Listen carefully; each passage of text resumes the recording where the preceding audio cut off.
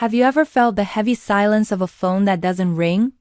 The quiet ache of waiting for a call that never comes? Today, I want to share a story that might feel a little heavy, but it carries a message we all need to hear.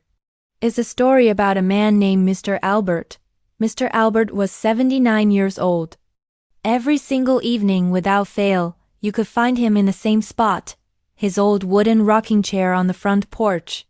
His eyes would be fixed on the quiet road in front of his house, the same road where his children's laughter once echoed as they played games until the sun went down. But those days were long gone. His children were grown now, with busy lives in cities far away. The distance wasn't just in miles. It was in the silence that stretched between them. He knew they were busy. He understood.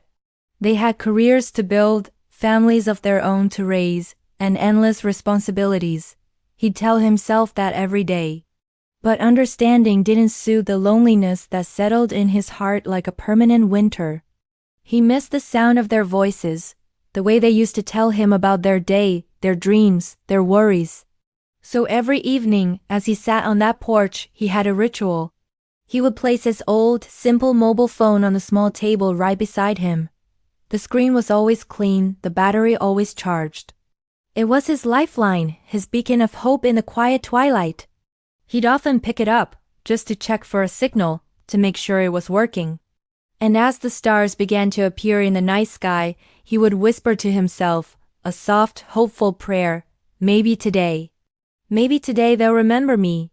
He imagined the conversations, his son asking about his old pickup truck, his daughter asking for his famous apple pie recipe. He'd smile at the thought, playing the scenes over and over in his mind. He wasn't asking for much. Just a hello. Just a quick, how are you, Dad?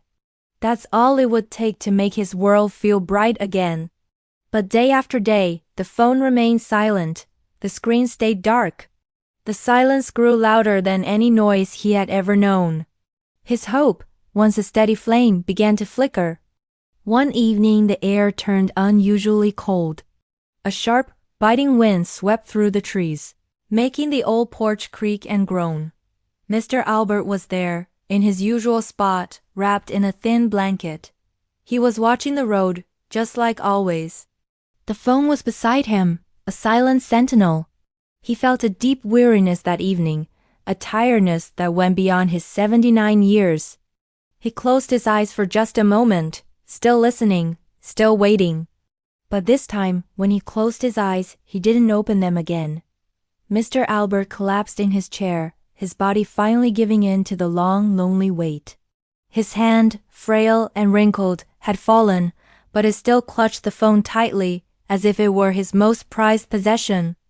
The next morning, a neighbor who usually waved to him noticed his untouched newspaper on the driveway. Worried, she walked over to the porch. And there she found him, still in his chair, looking peaceful, as if he had simply fallen asleep. When she gently took the phone from his hand to call for help, the screen lit up. Bright and clear, it displayed a message that broke her heart. No missed calls. The news traveled fast. His children, finally, came home. They rushed back to the small town, their cars pulling up to the house they hadn't visited in years. They came home for the funeral. They stood by his graveside, their faces streaked with tears. They cried for the father they had lost. They cried with regret, with a grief that was sharp and sudden. They remembered his stories, his warm hugs, his unconditional love. But the saddest part, the most tragic detail of this entire story, wasn't just that he was gone, it was how he left. The man who had loved them more than anything in the world, the man who had dedicated his life to them, died in silence. He died waiting for a voice he would never hear again. He died waiting for a hello that never came. This story, as fictional as it is a reflection of a real and painful truth in our world. We get so caught up in our own lives, in the hustle and bustle of our daily routines, our careers, our ambitions. We chase deadlines, we attend meetings, we scroll through our phones, and we tell ourselves, I'm just too busy right now. I'll call them tomorrow. I'll visit next month. But tomorrow isn't guaranteed. Next month might be too late. The people who love us, especially our elderly parents or grandparents, aren't just waiting for a grand gesture or a special occasion. They're waiting for the small things, a simple phone call, a short text message, a quick, "I was just thinking of you." These small acts of connection are what truly matter. They are the threads that keep the fabric of our family strong. It takes only 5 minutes to make that call. 5 minutes to let someone know they are loved, remembered, and cherished. 5 minutes to bridge the distance and fill the silence. Don't let your "I'm busy" become a lifetime of "I wish I had." Don't let someone you love wait for a call that never comes. If this story touched you, please take a moment right now. Pick up your phone. Think of someone you haven't spoken to in a while, a parent, a grandparent, a friend. Make that call. Don't wait.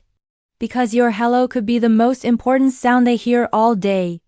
It could be the light in their darkness. And for anyone out there who feels like Mr. Albert, who feels lonely and forgotten, please know that you are not alone. There are people who care, and help is available. Reaching out to a friend, a neighbor, or a support helpline can make a world of difference. Your voice deserves to be heard. Thank you for listening to this story. If it resonated with you, please share it with someone who might need to hear this message.